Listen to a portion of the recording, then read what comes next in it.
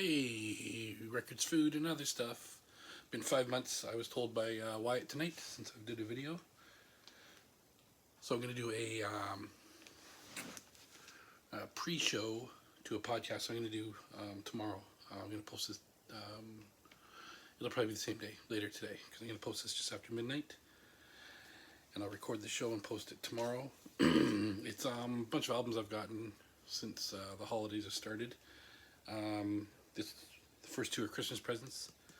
I've always wanted this album on vinyl. Never had it, and I finally got it. It's the last album with Bon Scott, Highway to Hell. AC/DC.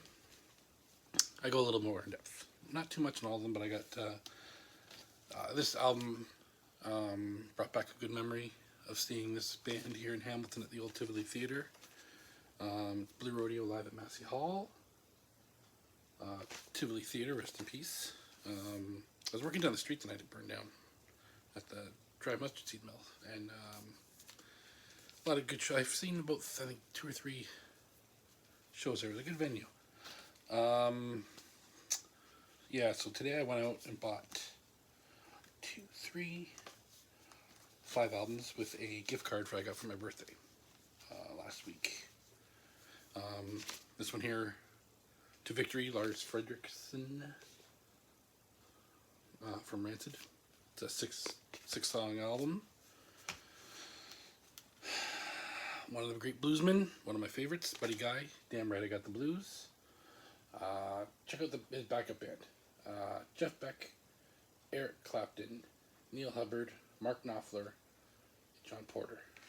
Whew. Heavy hitters. That was this is a comeback album for Buddy Guy. One of my I don't know if it would be a secret favorite movie, but School of Rock. One of the first movies that I let Wyatt watch because of the music history lessons that Jack Black gives the class. And being a good father that I am, I wanted him to learn the ways of rock. And he still watches this movie. And looking forward to listening to this later tonight. But I mean, I've heard there's an etching or something on one of these. Because the last side D's just etched art. I don't know what that means. It's a nice bright.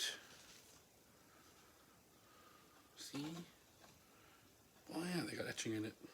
I don't know if you'll be able to see it. See how there's School of Rock. Cool stuff in there. Neat. I've never seen that before. Oh, I guess to fold like that is kind of yeah, cool. Never seen that before on a record, so neat. Steve Earle and the Dukes, JT. Really, this one I'm going to listen to tonight.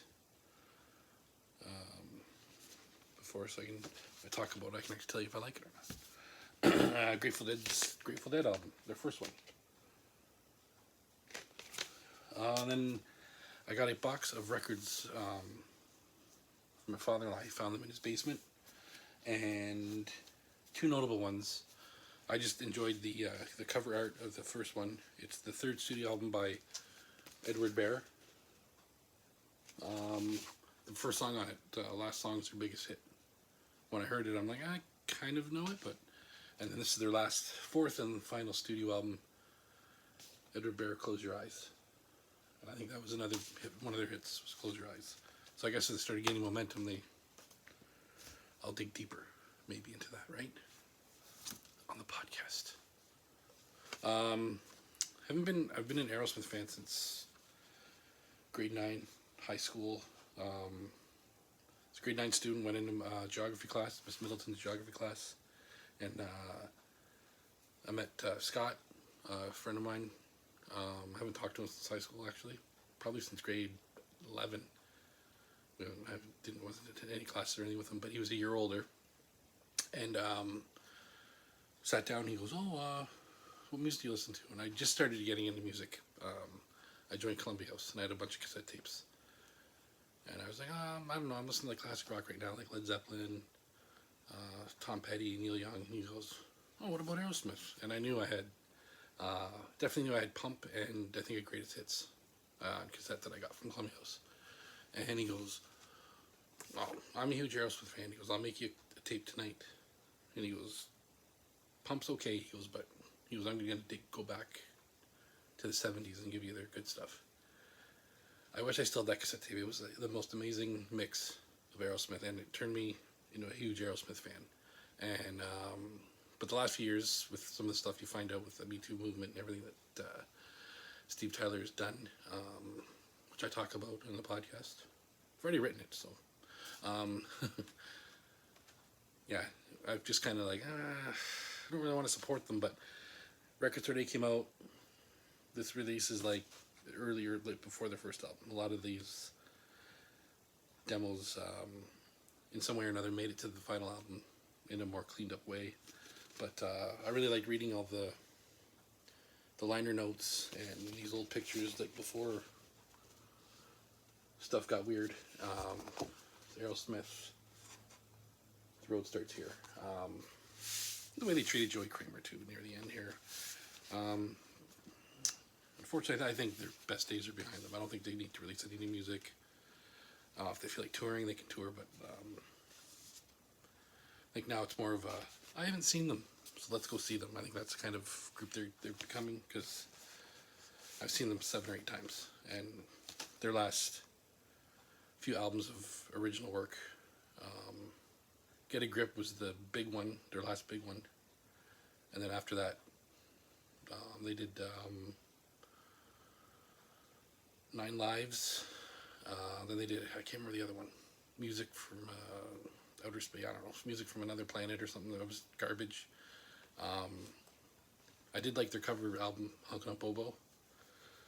But yeah, it's just basically been greatest hits and stuff like this. Which I was also surprised with this album. It was all, I'd never heard any of these recordings before, because I ended up buying the Pandora box set on CD back in the 90s.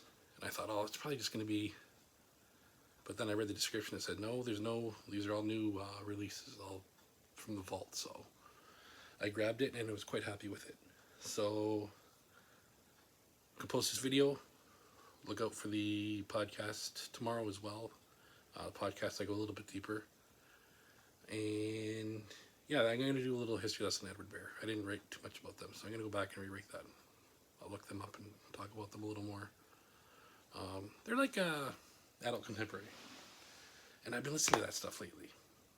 Mr. Punk Rock, Hard Rock Len. I'm getting into Jethro Tull and ELO, and I don't know what's happening. My one, Eric, who does I do the podcast with, he said it's dad rock. He goes, you're getting into your dad years and mellowing out. So I'm on the path. So hopefully I can do more videos. I have a whole new setup for the podcast, and I know there's stuff I can live stream. I bought myself a birthday gift. I'll get it quick. I bought a new computer, so I'm gonna hook that up to this.